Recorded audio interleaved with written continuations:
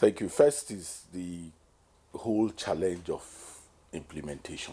It's not just about local government. It's about our attitude to laws. We have plethora of laws on almost everything you can talk about in the country. We've always known that the gap is not about the law. It's about the impunity. It's about the attitude of the ruling elite. The first thing is that they make the law and they also subvert it. And it's intentional. There's some intentionality about it. Let's be plain. Why should there be an issue about a judgment? The whole thing about joint account is a hoax in the first instance.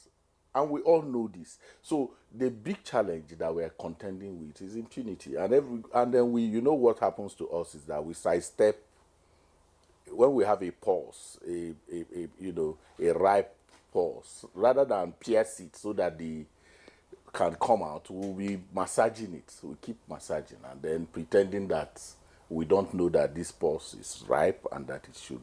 So what am I saying? We live in three communities, all of us. The community where you are born, the community where you work, and the community where you reside. So the local government is not a grassroots thing. This place where we are is under a local government. The federal capital, the Aso Rock that we have, is under a local government. But those of us who live in it, what is our attitude? Do we even know that a local government exists as citizens? Because we first have a role. We have a role in these three communities that I talk about. Whether it's where we are born, whether it's where we reside, whether it's where we work, a local government exists there. And we are wired to talk about when the budget is released, things will get better. Which budget are we talking about? We are talking about the national budget. But the local government where we live runs on a budget. How many of us are invested in even knowing the Amak, Kuje, Gwagwalada, Ezilite, where I come from, and the rest of all these places? Are we sufficiently invested in oversighting, that bringing that citizen oversight? It's not there. So we pretend because we leave it to them. The local government chairman does not live in his local government in most of the communities. They come from the capital to pretend over the local government where they are. We just had elections in which 99% in many cases, the ruling party or the dominant party in the state takes everything. And in many cases, they even have a written, undated resignation letter that's been submitted to the governor. That once, the resignation letter is already there. So, and we know these things. They are not hidden things. So the guy who is being elected in the kind of elections that we have seen in the local government is not beholden to anybody. The councillors are not beholden to anybody. We speak English. We are here speaking English. The folks who run these things, we have not challenged the kind of elections that are being conducted in the local government. All of us were paranoid about 2023 election in which we have different political parties. In the National Assembly now, you have some kind of a mix of political parties. We have governors lose elections, but we were still very vehement about what we call the outcome of that 2023. But in the community where we are born, in the community where we work, in the community where we reside, and in our communities of affectations, we don't care the kind of elections that are conducted there. But and then we are talking about Supreme Court. I'll just round up. Yeah. You talk about Supreme Court judgment and talk about 10-man committee as if it's a magic wand, as if we've not seen that before. The challenge is the subversion by the chief executives of the states. And we know where that challenge is. the ones who pretend to have conducted the election to get this money have also told those who they have elected, you cannot spend that money. You can't spend it. How do you get reported to the FCC? Does the FCC just come and say you have stolen money? Somebody has to report to you now. Somebody has to say my money is missing. No, somebody doesn't have to say that, because if where laws work, EFCC is aware. How does he get aware? EFCC is aware that this amount of money goes to this local government under the administration of XYZ. Yes. Does EFCC track how you spend this money that you have received? See. If you take it in bulk and give it to one man, you are not going. Is EFCC not going to track that as well? There are paper trails. There will be paper justification.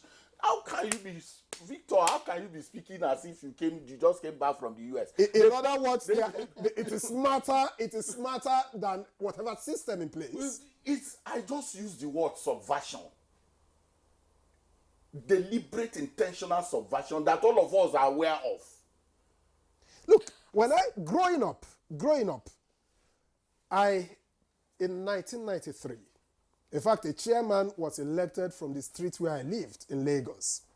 And that brought local government even closer. You know his house. You can walk down the road and say, we knew the things he did. The road was started for the first time by the local government.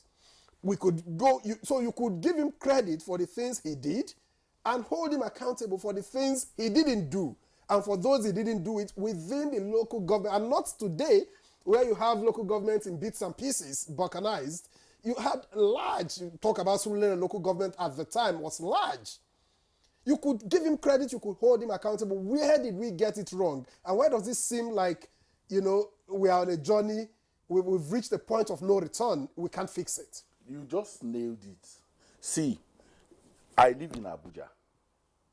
I've not lived in my community, in my own village. At least if you are talking about sub-national, because my definition of local government is encompassing. I've not lived there in the last 30, so at least I visit. And then I live in Abuja. Then I am made local government chairman. Not that I'm elected. Because we have to be clear about that. Somebody calls me and say, come and become local government chairman. So what do I do? On Tuesday, I arrive there. And everybody comes and says, Chair, welcome, Chair. My child has not gone to school, their school fees, blah, blah, blah. I dispense whatever patronage I can. And then on Thursday, I'm back to my Abuja.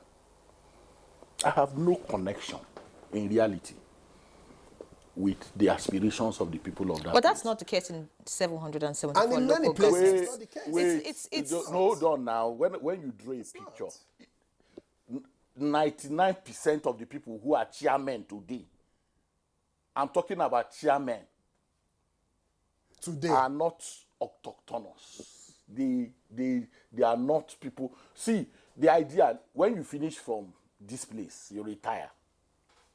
Okay? And you are healthy. Where do you want to go to? You want to live and go and live in your community. When you go there, you speak English. The guy who is going to be is the one who is a relation of this, and we know this. So what I'm saying is that, can we confront this issue until we rein in the governors? How? In a conversation, which is what is going on, which the president has. Is it possible for you guys to allow this thing to work? Give these people their money and take your eyes away. Are the governors above the law? They are above the law. They are czars. They are emperors in the states. See, in many of the states, the structures of accountability are broken. Media. Go to any state in Nigeria, listen in on radio and see whether they are talking about anything in that state. They are talking about Abuja. But you see, it may be wrong to generalize because in some states. I've traveled extensively. I'm asking you about structures of accountability. Today, you can budget code can talk about follow the money, budget and all the rest of it for all the states. They are where? They are like either in Lagos or they are in Abuja. There is no state civil society organization that can challenge budget in that state. You will not sleep there. All right. Thank you, You know this. Ezenwa, let's pause you. Let's pause you at this point.